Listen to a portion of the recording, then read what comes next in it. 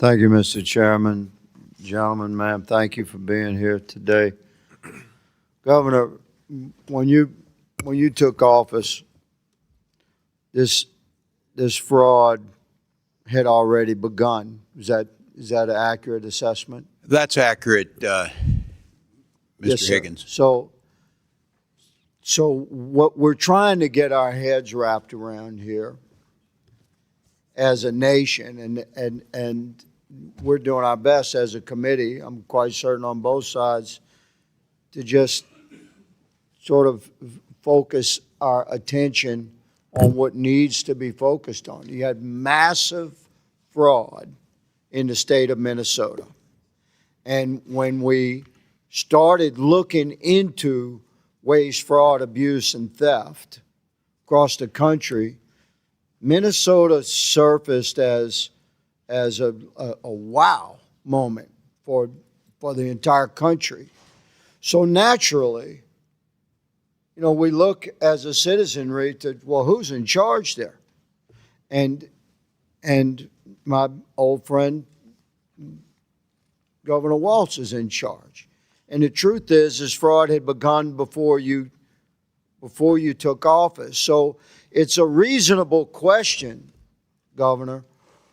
What you're noted in many interviews, I'm not going to go through them ad nauseum, you were aware of this level of fraud and investigations, and yet it seems like nothing was done until the Trump administration reestablished itself in a second term, and we began broad investigations into waste, fraud, abuse, and theft, and Minnesota popped.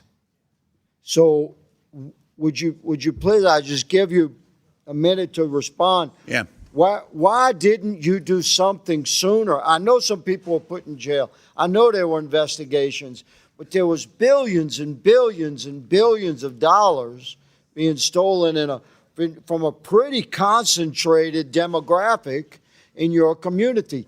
And this demographic is a significant political supporter for you and your party, good sir. So I just ask you, please explain. Yeah. Well, thank you, Mr. Higgins, and I appreciate your question in good faith on this. First of all, the issue of billions, and I'll keep saying this, $1 is too many. That number got thrown around. There's nothing behind it, but I will acknowledge $1 is too much. I will also note the characterization. I would say it's low. I would say it's low, but continue. Well, there's nothing to support that, but look, we will pursue it and assume that that's the case. We will still make the changes we need to make.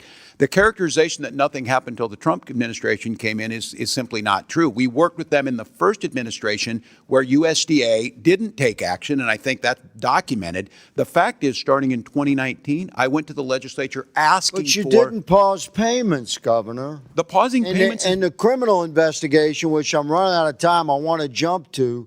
The way America sees this, Governor Waltz, respectfully, sir, is that this money just continued to flow. There was a high awareness of this waste, fraud, abuse, and theft, like organized crime level theft, and it seemed to be slow rolled, and nobody stopped the money from rolling in. And the money's gone, been remitted overseas.